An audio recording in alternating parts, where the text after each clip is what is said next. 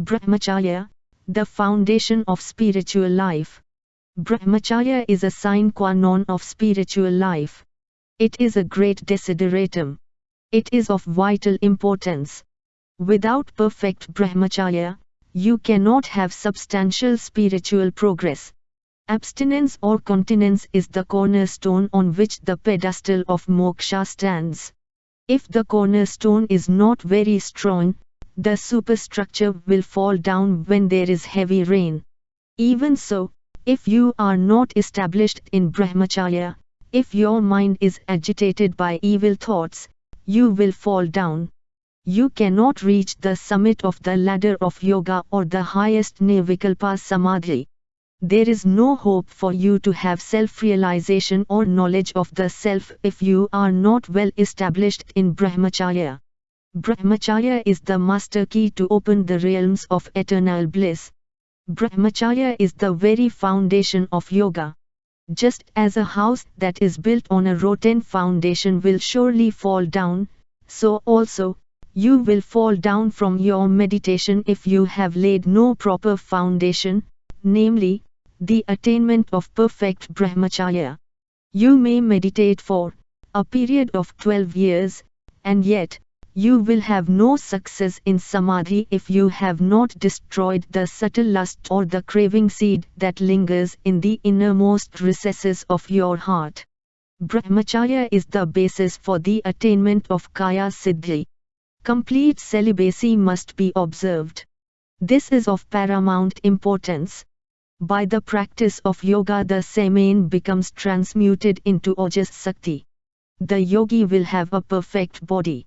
There will be charm and grace in his movements. He can live as long as he likes. This is also known as Ichcham Mrityu or death at will. The practice of brahmacharya is the most important qualification for the spiritual aspirant, no matter what his chosen path may be, karma yoga, upasana, raja yoga, hatha yoga or Vedanta. The discipline of complete abstinence is demanded from all aspirants. A true brahmachari only can cultivate bhakti. A true brahmachari only can practice yoga. A true brahmachari only can acquire jnana. Without brahmacharya, no spiritual progress is possible. Lust deals a deadly blow to the spiritual caliber of man. It is not possible for you to enter the spiritual path that leads to union with God unless and until you control lust and become established in brahmacharya. As long as lust smells sweet in your nostrils, you cannot entertain sublime, divine thoughts in your mind. That man in whom the sex idea is deep-rooted can never dream of understanding Vedanta and realizing Brahman even within Satakoti Janma, even within 100 crores of births. Truth cannot dwell where passion lives. Sexual indulgence is a great obstacle in the spiritual path. It bars spiritual practices definitely. The sexual urge must be controlled by entertaining sublime thoughts and regular meditation. There must be complete sublimation of the sexual energy. Then only the aspirant is absolutely safe. The total annihilation of the sexual desire is the ultimate spiritual ideal. Sex attraction, sexual thoughts and sexual urge are the three great obstacles in the path of God realization. Even if the sexual urge vanishes, the sex attraction remains for a long time and troubles the aspirants. Sex attraction is very, very powerful. Sex attraction binds one to this world. Each cell in the body of a male or a female is surcharged with the sex element. The mind and the senses are filled with sex juice. Man cannot remain without looking at a woman, without talking to her. He derives pleasure in the company of a woman. Woman also cannot remain without looking at a man, without talking to him. She derives pleasure in the company of a man. That is the reason why he or she finds it extremely difficult to annihilate the sex attraction. Sex attraction cannot be destroyed without the grace of the Lord. No human effort can eradicate in toto this mighty force of sex attraction. The organ of sight does great mischief. Destroy the lustful look, the adultery of the eye. Try to see God in all faces. Again and again generate the currents of dispassion, discrimination and inquiry. Eventually you will be established in Brahman or the Eternal.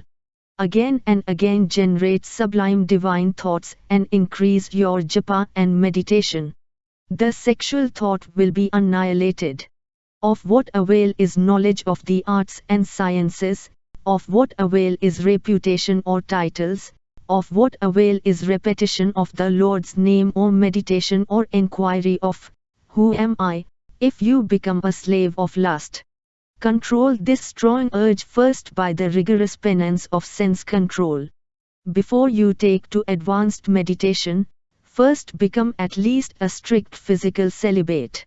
Then endeavor to have perfection in mental chastity. Amongst you all, there may be a hidden Shakespeare or a Kalidasa, a hidden Wordsworth or a Valmiki, a potential saint, a Saint Xavier, an Akanda Brahmachari like Bhishma Pitamaha, a Hanuman or a Lakshman, a Viswamitra or a Vasishtha, a great scientist like Dr. J.C. Bose or Raman, a yogi like Jnanadeva or Gopnath, a philosopher like Sankara or Ramanuj, a bhakta like Tulsidas, Ramdas or Eknath. Awaken, then, your hidden faculties, potential energies of all description, through Brahmacharya and attain God consciousness quickly and get over the miseries of this mundane life with its concomitant evils of birth, death and sorrow. Blessed is the Brahmachari who has taken the vow of celibacy till the end of life. Twice blessed is that Brahmachari who is sincerely struggling to destroy lust and attain perfect purity. Thrice blessed is that Brahmachari who has completely rooted out lust and has attained self-realization. Glory be to such exalted Brahmacharins. They are veritable gods on earth. May their blessings be upon you,